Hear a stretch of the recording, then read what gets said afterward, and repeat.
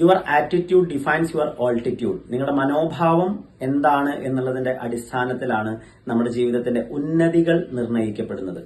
ഏത് പ്രൊഫഷൻ ആണെങ്കിൽ പോലും നമ്മുടെ ആറ്റിറ്റ്യൂഡ് വളരെ ഇമ്പോർട്ടന്റ് ആയിട്ടുള്ള ഒന്ന് തന്നെയാണ്.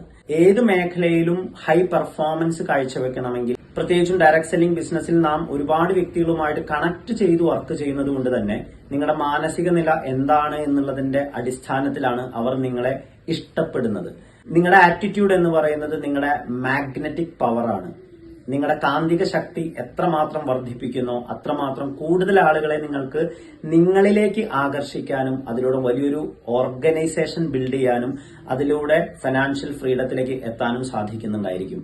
പല ആളുകളും പറയുന്ന ഒരു പ്രധാനപ്പെട്ട കംപ്ലൈന്റ് ആണ്, പോസിറ്റീവായിട്ടിരിക്കണം എന്നൊക്കെ ആഗ്രഹമുണ്ട്, പക്ഷെ അതിന് സാധിക്കുന്നില്ല. പല ട്രെയിനിങ്ങുകളൊക്കെ അറ്റൻഡ് ചെയ്യുന്ന സമയത്ത് പോസിറ്റീവ് മെന്റൽ ആറ്റിറ്റ്യൂഡിന്റെ പ്രാധാന്യം നമുക്ക് മനസ്സിലായിട്ടുണ്ട്. പോസിറ്റീവായിട്ടിരിക്കണം എന്ന ആഗ്രഹമുണ്ട്, പക്ഷെ സാധിക്കുന്നില്ല. ജസ്റ്റ് ആലോചിച്ച് നോക്കുക, എങ്ങനെയാണ് നമ്മുടെ ആറ്റിറ്റ്യൂഡ് രൂപീകരിക്കപ്പെടുന്നത്?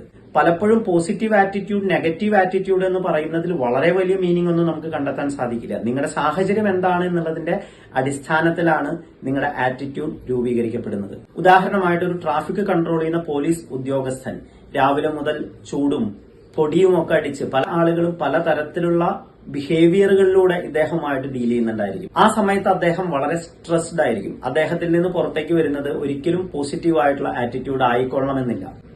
വളരെ റെയർ ആയിട്ടുള്ള വ്യത്യസ്തമായിട്ടുള്ള കേസുകൾ ഉണ്ടായിരിക്കാം. ഇതേ വ്യക്തി നാളെ ഒരു സ്പെഷ്യൽ ഡ്യൂട്ടിക്കായി എയർപോർട്ടിൽ പോയി വർക്ക് ചെയ്യുന്ന ഒരു സിറ്റുവേഷൻ ആലോചിച്ച് നോക്കും. അവിടെ എല്ലാവരും ഇദ്ദേഹത്തിനോട് വളരെ സൗമ്യമായിട്ട് പെരുമാറുന്നു. ഇദ്ദേഹവും വളരെ ഹാപ്പിയാണ്.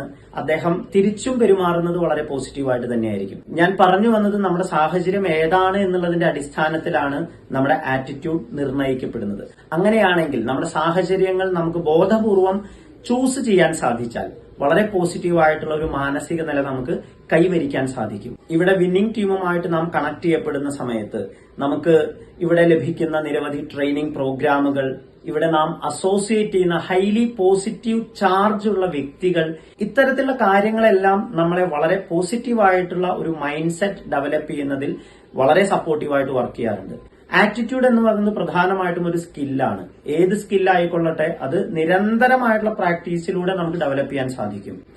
നാം ഇവിടെ നിരന്തരമായിട്ട് വിന്നിംഗ് ടീം നൽകുന്ന CEP പ്രോഗ്രാമുകൾ, CEO മീറ്റിംഗുകൾ ഇതെല്ലാം സ്ഥിരമായിട്ട് അറ്റൻഡ് ചെയ്യുക വഴി നമ്മുടെ ആറ്റിറ്റ്യൂഡ് വളരെ പോസിറ്റീവാക്കി മാറ്റാൻ നമുക്ക് സാധിക്കുന്നുണ്ടായിരിക്കും.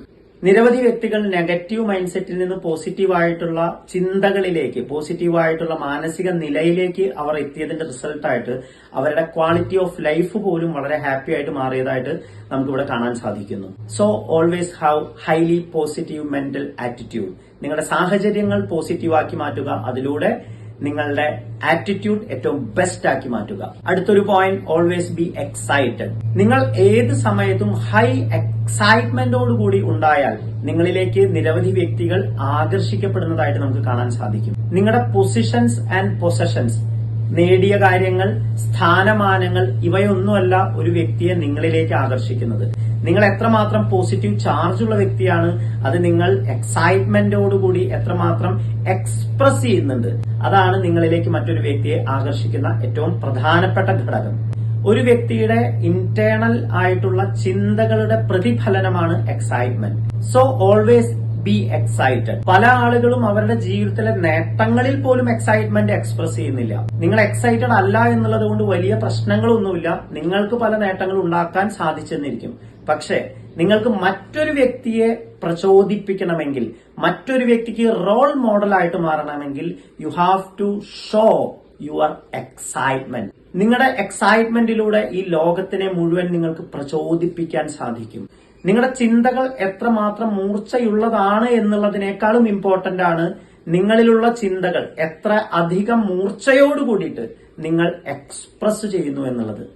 21ാം നൂറ്റാണ്ടിന്റെ business model, the best industry of 21st century എന്ന് വിശ്വവിഖ്യാതനായിട്ടുള്ള റോബർട്ട് കിയോസാക്കിയെ പോലുള്ള വ്യക്തികൾ പറഞ്ഞിട്ടുള്ള ഈ മേഖലയിൽ ഇന്ത്യയിലെ ഏറ്റവും ബെസ്റ്റ് കമ്പനിയിൽ വന്നിട്ടുള്ള നാം നമ്മുടെ എക്സൈറ്റ്മെന്റ് എക്സ്പ്രസ് ചെയ്തില്ല എങ്കിൽ എങ്ങനെയാണ് നമ്മുടെ ഈ ബിസിനസ് മോഡലിലേക്ക് മറ്റു വ്യക്തികൾക്ക് കടന്നു വരാനുള്ള ഒരു പ്രചോദനം ഉണ്ടാവുക?